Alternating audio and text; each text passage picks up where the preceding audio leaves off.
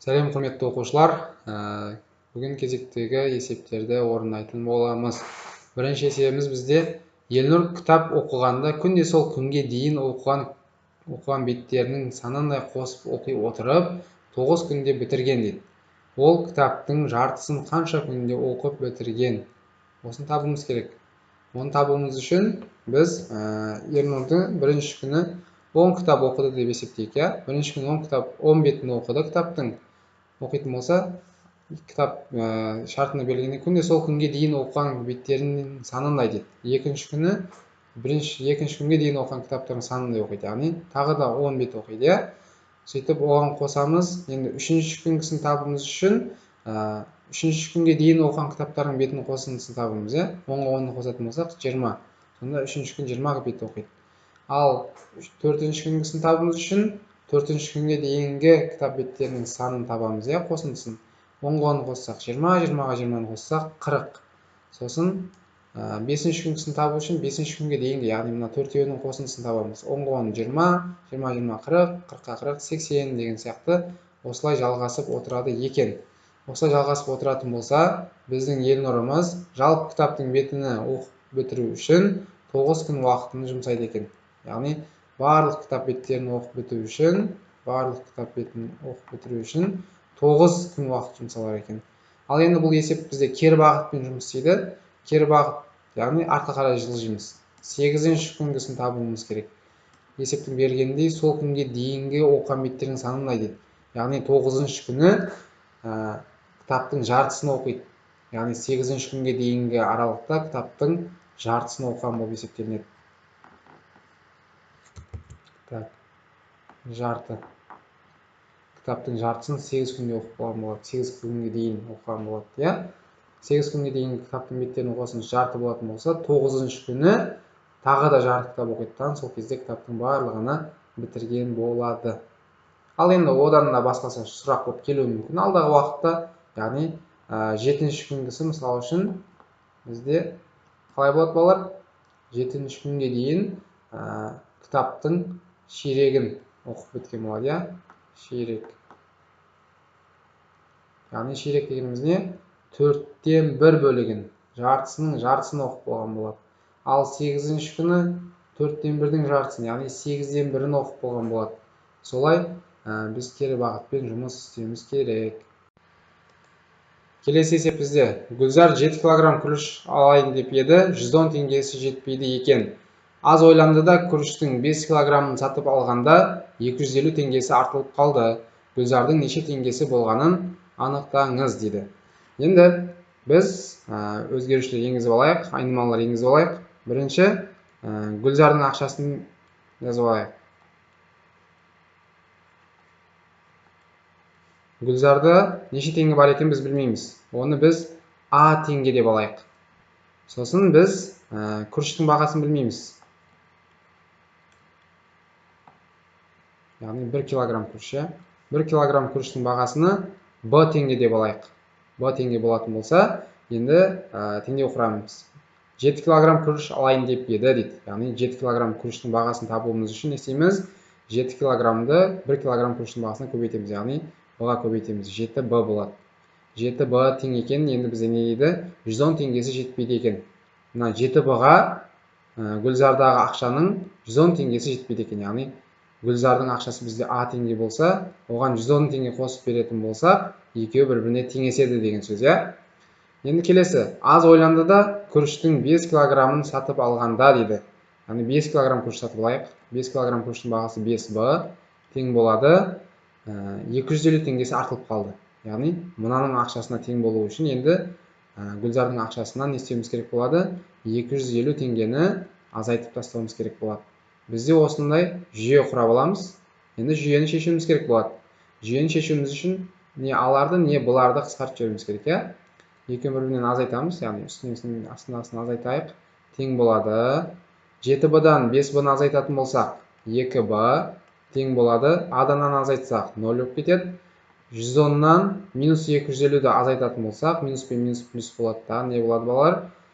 360 теңге болады. Енді біздегі Б-ның бағасы тең болады, сонда неше теңге болады? 100 180 теңге. 180 теңге. Біз Б деп нені алдық? Күріштің бағасын. Гүлзардан неше теңге болғанын анықтауымыз керек енді біз. Гүлзардың ақшасын табуымыз үшін осы жерге әкеліп қоямыз. 5 бұны жазамыз. 5 көбейту Б. Б'мыз бізде 180. 180-ге тең болса, тең А азайтылған 250. Енді біздегі 5-ті 180-ге көбейтсек, неше болады? 5-ті 100-ге көбейтсек 500, 80-ді 5-ге көбейтсек 400 болады. 500-ге 400-ді қосатын болсақ, бізде болады 900 тең А азайтылған 250.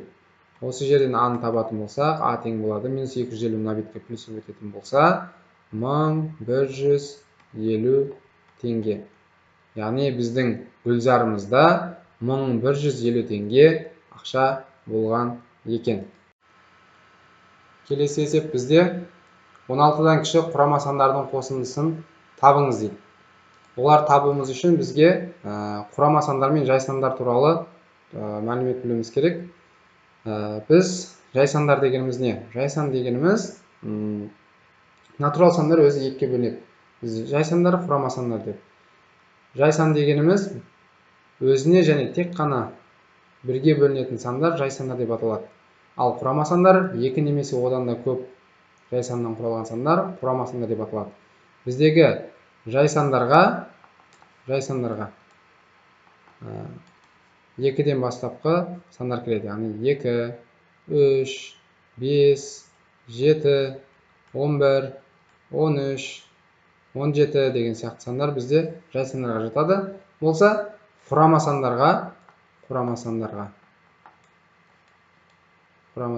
жатады бізде 4-тен бастапқы сандар. Яғни 4, 6, 8, 9, 10, 12, 14, 15, 16, 18 деген сияқты сандар бізде құрама сандарға кіреді. Ал 1 деген санымыз жай санға да, құрама санға да кірмейді. Соны ескеруіміз керек.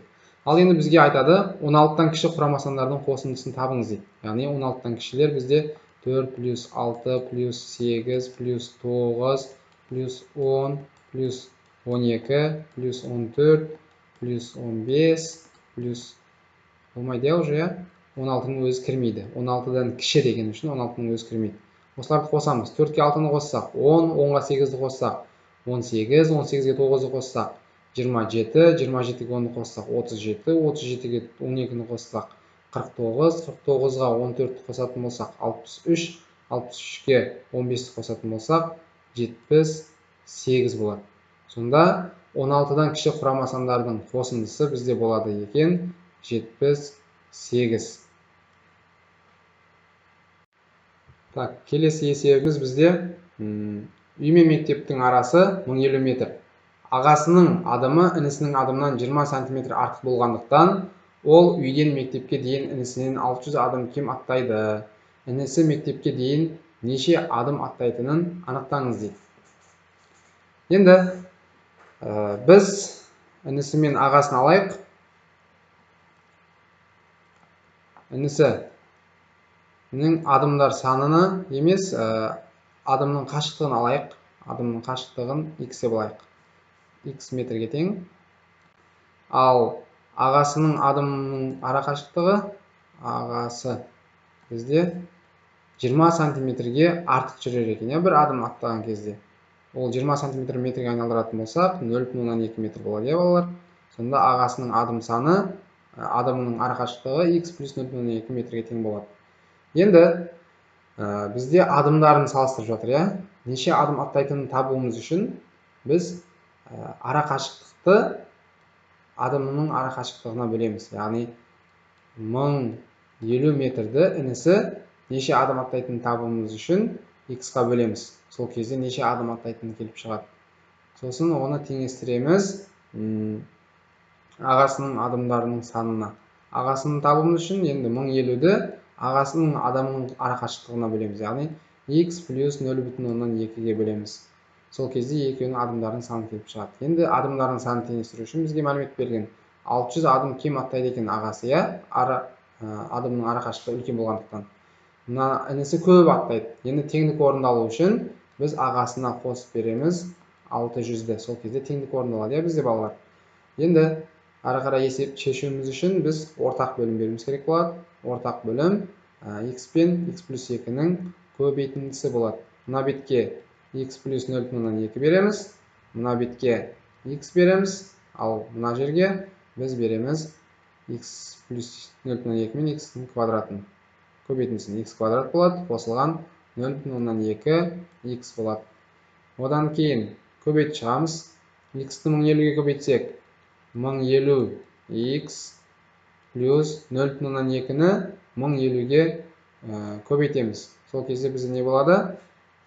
0-дермен 0 қысқарады. Сол кезде 105-ті 2 көбейтетін болсақ, 210-ға тең болады.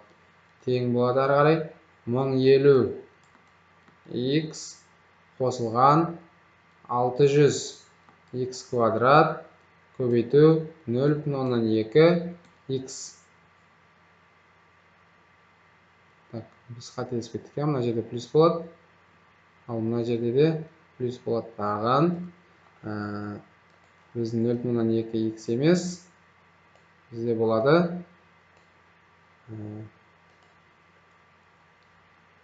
6 мен 0 мен 0 қысқаратын болса, 60-ті 2 көбейтсек, 120 x-қа тең болады.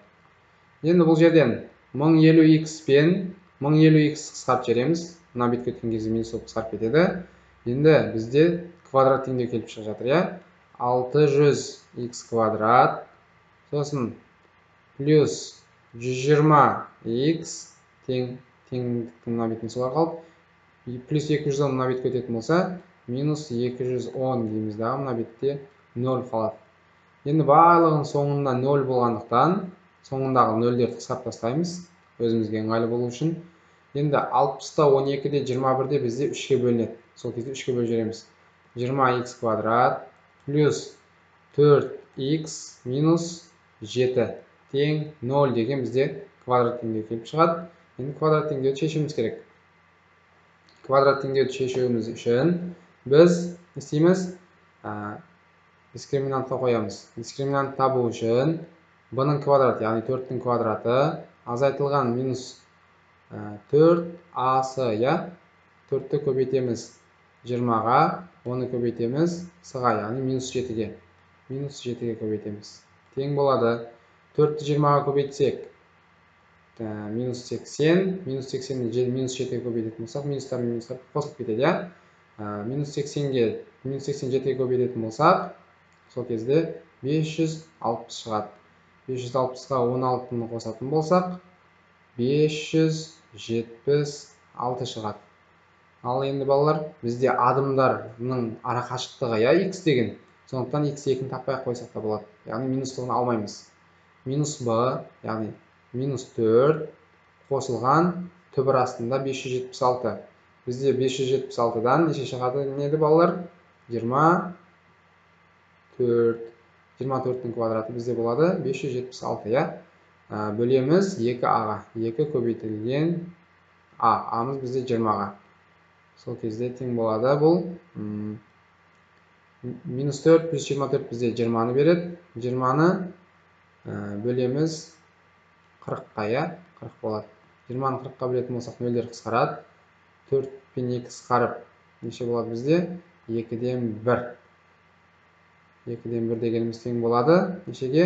0,5 метрге. Яғни бұл x-ті таптық. X-іміз бізде 0,5 метр екен. Яғни інісі әр адымында жарты метр басып отырады екен. Олай болатын болса, бізде енді інісінің адымының санын табуымыз керек.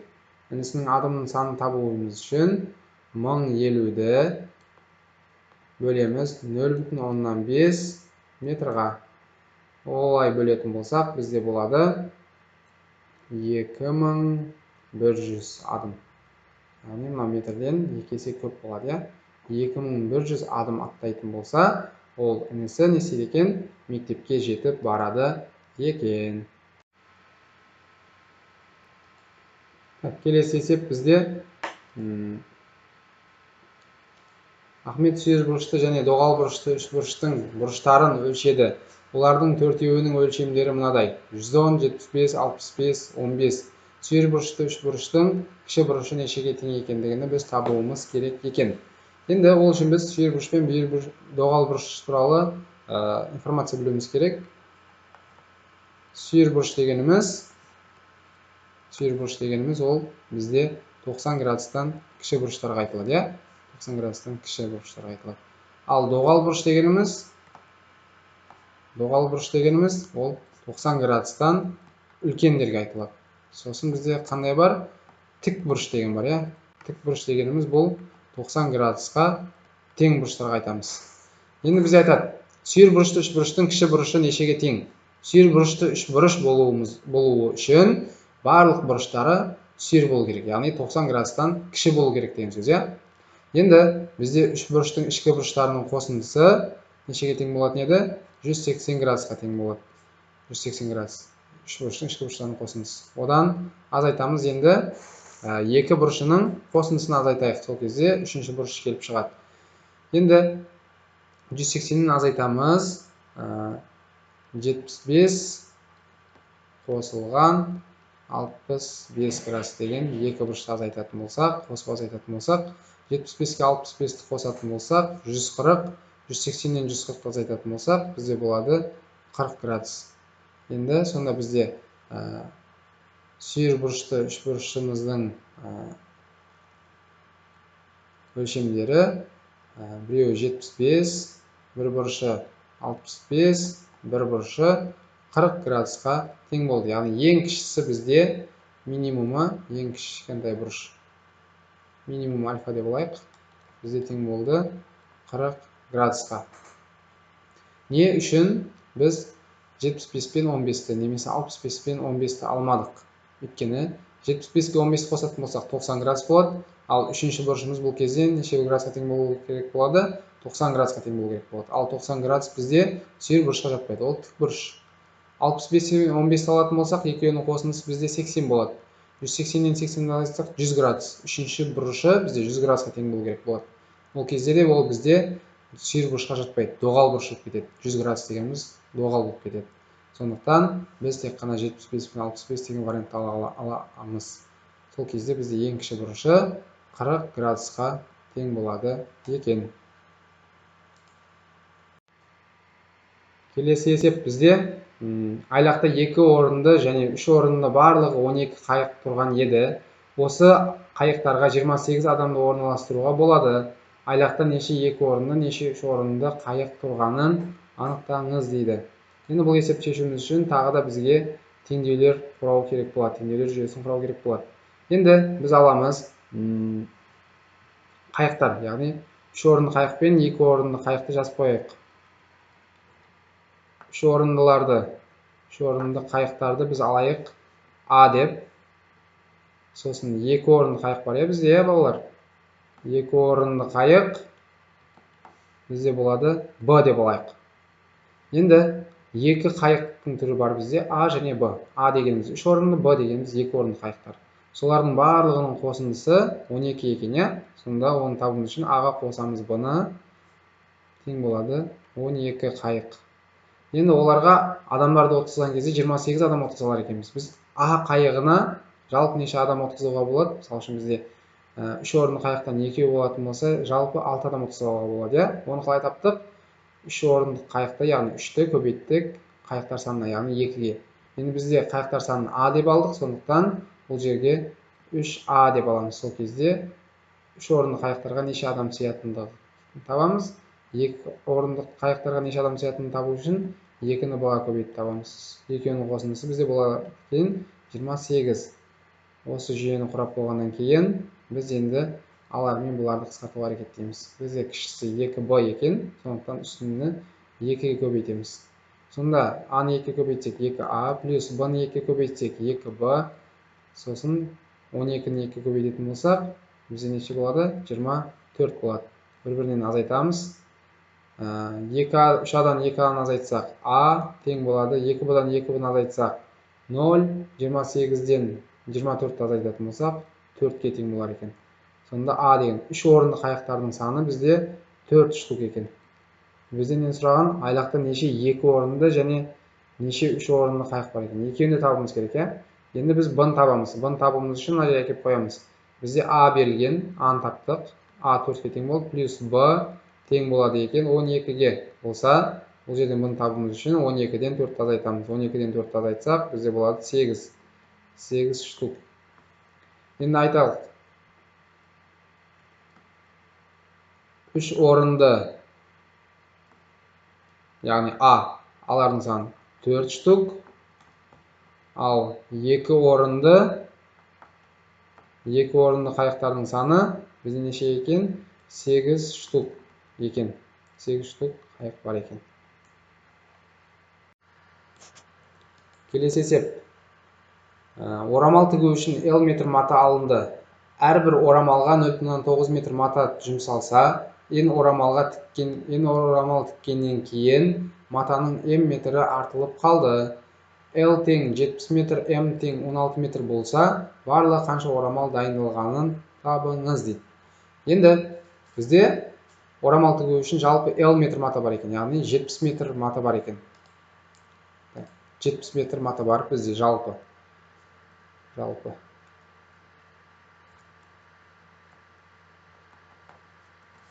70 метр мата бар.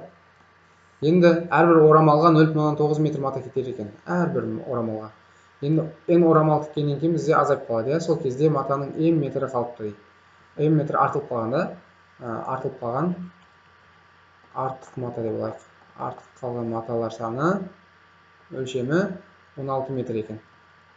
Сонда қолданылған маталар табуымыз үшін не істеуіміз керек болады?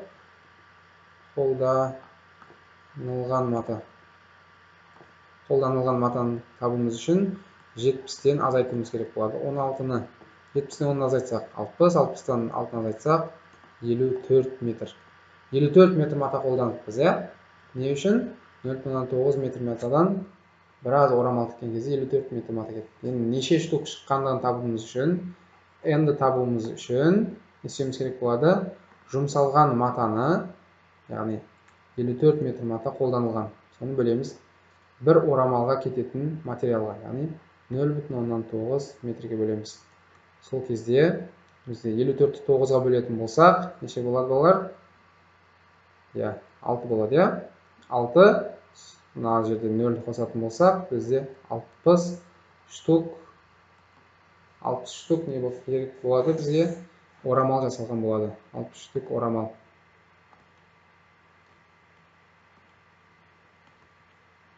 Орамал дайындалған.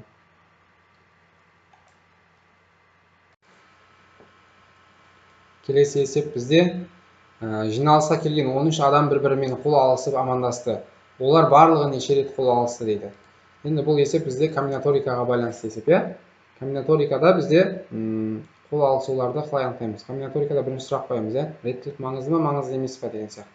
Реттілік маңызды емес, иә? Яғни мысалы үшін Ахмет пен Бейбарыс сәлемдесті, Бейбарыс пен Ахмет сәлемдесті десек, екеуінің бір-бірінен айырмашылығы жоқ. Яғни главный екеуі не болып тұр? Бір-бірімен сәлемдесіп тұр. Бұл жерде реттілік маңызды емес.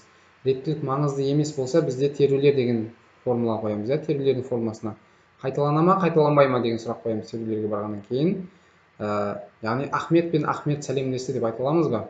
Айта алмаймыз, иә? Бір адам өзімен өзі сәлемдесе алмайды. Сондықтан қайталанбайды дегенін аламыз.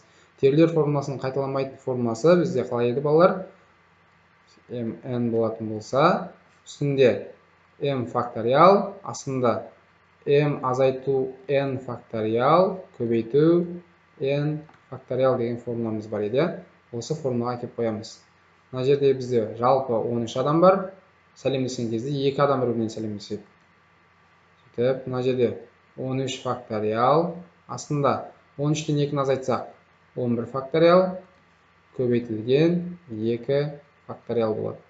Тең болады енді 11-ге дейін қысқарып кететін болса, мына бетте не қалады бізде? 12 көбейту 13. Астында 2 факториал дегеніміз 2-ге тең болады, иә? 12 мен 2-ні қысқартатын болсақ, мынау 1, мынау 6-ға тең болады. 6 жердегі 13 табамыз енді, иә? 6-ны 10-ға көбейтсек 60, 60-ға қосамыз, 6 жерде 3-іміз 18. 18 болатын болса, 78 болады екен. 78 рет қол алысу болған екен. Келесі есеп бізде бақта бір-бірінен 6 метр қашықтықта 15 алма ағашы қатар орналасқан. Екі шеткі алма ағаштарының ара қашықтығы неше метр екендігін табуымыз керек екен. Енді ол үшін біз көз алдымызға келтірейік. Бірінші ағаш пен екінші ағаштың ара қашықтығы не дейді есепте? Тең екен 6 метрге. Ал үшінші ағашты қосатын болсақ, екінші ағаш пен үшінші ағаштың ара қашықтығы 6 метрге тең болады, иә? Енді үш ағаштың ара қашықтығын табуымыз үшін, үш ағаштың ара қашықтығын табуымыз үшін 6 метрді көбейтуіміз керек болады 2-ге. Өйткені мына жерге кейінгі дейін 1 жүреміз 6 метр, мына жерге тағы да бір 6 метр жүреміз. Яғни 2 рет 6 метр жүреміз. Сол кезде общий екі шеткі ағаштың ара қашықтығы 12 метрге тең болады. Ал енді тағы да бір ағаш қосайық, төртінші ағашты қосатын болсақ, ол үшінші ағаш пен төртінші ағаштың арасы да бізде есепте берілгендей неше дейді? 6 метрге тең, иә? Енді олардың төрт ағаштың ара қашықтығы, яғни бірінші мен соңғысын есептейтін болсақ, 6-ны көбейтуіміз керек болады 3-ге. Өйткені 1 6 метр жүреді, 2 6 метр жүреді, сосын тағы да бір 6 метр, яғни 3 6 метрді басып өтеді. Сол кезде ол 18 болады ара қашықтығы. Енді ал келесі солай қосылатын болса, бізде мына бірінші ағаш пен ең соңында мына жерде 15-ші ағаш тұр. Осылардың ара қашықтығын есептеуіміз үшін біз не істейміз? Тура осы заңдылықты пайдаланатын боламыз. 15 ағаштың ара қашықтығын табуымыз үшін 6-ны көбейтуіміз керек болады. Өзінен бір алдымсың, иә? Мына 3 ағаш болған кезде 2-ге көбейттік. 4 ағаш болғанда 3-ге көбейттік. 5 ағаш болса 4-ге көбейтіледі, иә? Енді 15 ағаш болса біз көбейтеміз 14-ге. 14-ті 6-ға көбейтетін болсақ, 10 жердегі 6-мыз 60, 4 жердегі 6-мыз 24. Екеуін қоссақ 84 метр болар екен. Яғни бірінші ағаш пен соңғы ағаштың ара қашықтығы 84 метрге тең болады екен. Келесі есебіміз бізде қорапта 10 көк және 8 жасыл түйме бар. Қораптан кездейсоқ 2 түйме алынды. Олардың екеуінің де көк түсті болу ықтималдығын табыңыз дейді. Енді бұл ықтималдыққа байланысты. Ықтималдықты табуымыз үшін істейміз. Бастапқы формуламыз бізде ықтималдық табу үшін қолайлы жағдайды, яғни сұралған затты бөлеміз барлық жағдайға, яғни барлығы неше бар соған бөлеміз. Енді бізде қораптан 2 түйме алынған кезде, 2 рет алынған кезде бізде формуламыз қолайлы жағдаймен барлық жағдай табу сәл басқаша болады, иә? Бірінші барлық жағдайды тауып алайық. Барлық жағдайды табу формуламыз бізде теорилер формуласын қолданатын боламыз. Яғни бізде барлығы 18 түйме бар, иә? 10 көк, 8 жасыл, жалпы 18 түйме бар. Комбинаториканың теорилер формуласы қалай еді? mn болатын болса, m факториал, астында m азайту n факториал, көбейту n факториал деген формула қоямыз. Яғни не болады бізде? Жалпы 18 түйме бар, қораптың ішінен 2 түйме алып жатырмыз. Олай болған жағдайда 18 факториал, астында 18-ден 2-ні азайтсақ 16 факториал, көбейтілген 2 факториал болады. 16-ға дейін қысқарып кететін болса, үстінде 17 көбейту 18 қалады. Сосын 2 факториал дегеніміз 2-ні береді. 18 бен 2 қысқаратын болса, 1, мынау 9 болады. 10-ды 9-ға көбейтсек 90, 9 жердегі 7-міз бізде 63. 90-ға 63-ті қосатын болсақ, 153-ке тең болады. Яғни біздің барлық жағдайымыз 153-ке тең екен. Енді ары қарай барлық жағдай тауып болдық. Қолай жағдайын табайық. Қораптан кездейсоқ алынған 2 түйме алынды. Олардың екеуінде көк түсті болу ықтималдығы. Енді қолай жағдайды тапқан кезде әртүрлі бірдей түсті болса, түсі маңызсыз деген сондай типтерге бөлеміз. Бізде түсі маңызды болып тұр, иә? Көк түс болып шығу керек бізде. Сондықтан көкті аламыз. Көкті тура осы комбинаториканың теорилер формуласына қоямыз. Яғни көктердің саны бізде 10 болғандықтан 10-да 2 деп аламыз. көк түсті 10 түйменің ішінен екеуін неше тәсілмен шығаруға болады, соны есептеп жатырмыз. Үстінде 10 факториал, астында 10-нан 2-ні азайтсақ 8 факториал көбейтілген 2 факториал болады. 8-ге дейін қысқарып кетсе, үстінде 9 көбейту 10 қалады, астында 2 факториалымыз 2-ні береді. Қысқаратын болса, мынау 1, мынау 5 болады. 9 жерде 5-іміз бізде болады 45. Яғни біздегі қолайлы жағдайлардың мәні 45-ке тең екен. Енді біз ықтималдылықты таба аламыз. Ықтималдылықты табуымыз үшін біз қолайлы жағдайды, яғни 45-ті бөлеміз 153-ге. Так, бізде екеуі де 3-ке бөлінетін сандар екен. 45-ті 3-ке бөлетін болсақ 15, 153-ті 3-ке бөлетін болсақ 15-тің ішінде 5, 3-тің ішінде 1 рет бар, 51. Бұлар тағы да 3-ке бөлінер екен. Тағы да 3-ке бөлейік, 3-ке бөлетін болсақ мынау 5, 51-ді 3-ке бөлетін болсақ 5-тің ішінде 3-тен 1 рет бар, 21-дің ішінде 7. 17-ден 5-ке тең болар екен ықтималдылығы. Көк шардың екеуінде көк шар болып шығу ықтималдылығы 17-ден 5-ке тең болады екен.